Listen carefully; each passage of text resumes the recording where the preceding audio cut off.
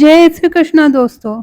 दोस्तों, जब कोई विचार अनन्य रूप से हमारे दिलो दिमाग पर अधिकार कर लेता है, तब वह वास्तविक, भौतिक या मानसिक अवस्था में परिवर्तित हो जाता है।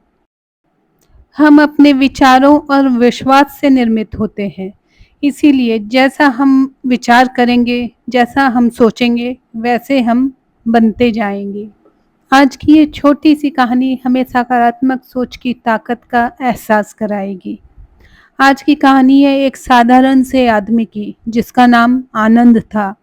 उसका एक अच्छा खासा परिवार और एक नौकरी थी, लेकिन पिछले कुछ दिनों से वह काफी परेशान था। उसकी परेशानियों की वजह थी उसको आने वाले विचार।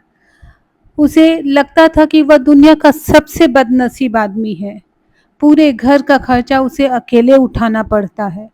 घर में सबकी जिम्मेदारी भी उसी के कंधे पर है। उसे केवल हर पल नकारात्मक विचार ही आते थे। आनंद की परेशानियां उसके चेहरे पे दिखने लगी थी। वो बात बात पर गुस्सा हो जाता। उसका चिड़चिड़ापन दिन प्रतिदिन बढ़ता ही जा रहा था। वह बात बात पर सब पे चिल्लाता था। एक दिन आनंद अपने घर में ऐसे ही परेशान सा चिंता में डूबा हुआ बैठा था। तभी उसका बेटा उसके पास आता है और कहता है, पापा, मुझे स्कूल से होमवर्क दिया गया है। प्लीज आप मेरा होमवर्क करा दो ना। आनंद अपने बच्चे की पूरी बात सुने बिना ही उसके ऊपर गुस्सा हो जाता है। उसे काफी डांटता है, भला पूरा कहता है। तो बच्चा चुपचाप वहां से निराश होकर चला जाता है। लेकिन जब थोड़ी देर बाद आनंद को अपने गलती का एहसास होता है, आनंद अपने बच्चे के कमरे में जाता है और वहां देखता है कि उसका बच्चा नोटबुक में होमवर्क करते करते ही सो गया। आनंद उसकी नोटबुक उठाकर टेबल पे रखने लगा। फिर उसके मन में विचार आया कि देखो तो सही, स्कूल से क्या ऐसा होमवर्क मिला है जिसमें उसे मेरी हेल्प चाहिए थी।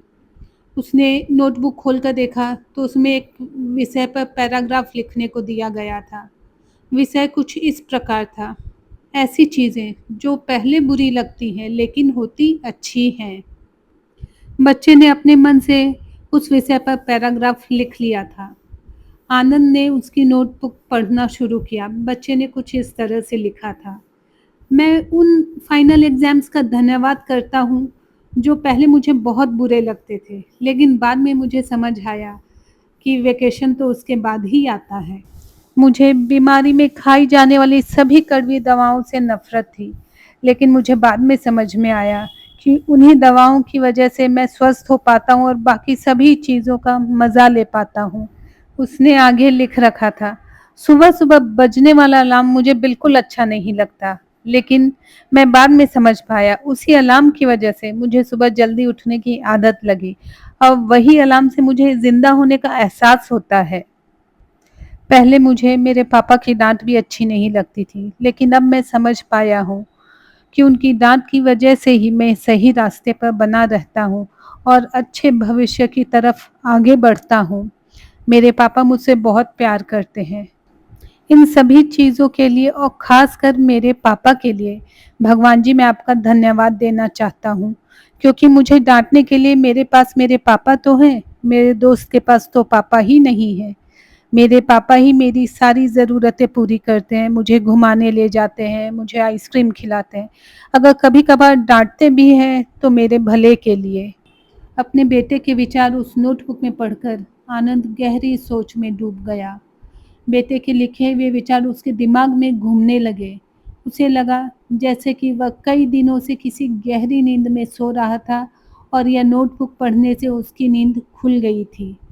आनंद ने पेन और नोटबुक ली और अपने विचार लिखने शुरू किए।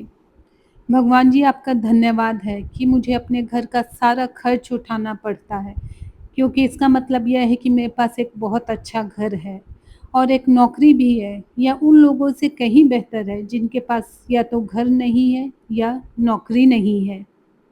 भगवान जी आपका धन्यवाद है कि मैं सबकी जिम्मेदारी निभाता हूँ। इसका मतलब है कि मेरे पास अपना एक परिवार है। मतलब मैं उन सभी लोगों से ज़्यादा खुशनसीब हूँ जो अकेले या फिर अनाथ हैं। आनंद ऐसे ही एक के बाद एक अपनी सारी परेशानियों को लिखता गया और उन परेशानियों का दूसरा पहलू जो कि पूरी तरह पॉजिटिव था। ये सब करने के बाद उसका मन और दिमाग बिल्कुल हल्का हो गया।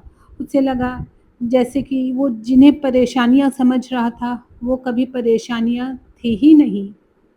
दोस्तों, हम में से कई लोग अपने जीवन में घटने वाली हर घटना को नकारात्मक दृष्टि से देखते हैं और हमेशा दुखी रहते हैं। हमें हर समस्या या परेशानी को सकारात्मक दृष्टि से देखना चाहिए। जिस दिन से हम ऐसा करने लगेंगे, उस दिन से हमारी हर समस्या गायब ही हो जाएगी, क्योंकि कोई भी समस्या एक नेगेटिव विचार से ज़्यादा और कुछ भी नहीं होती। जिस दिन से आप सकारात्मक सोचने लगेंगे और अपने ज़िंदगी के हर पहलू को पॉजिटिविटी से देखने लगेंगे, आप हर पल, हर क्षण कृष्णा का धन्यवाद करेंगे कि उन्होंने आपको कितना ज़्यादा ब्लेस किया है। विचार कीजिएगा and think positive and be optimistic. Radhe Radhe.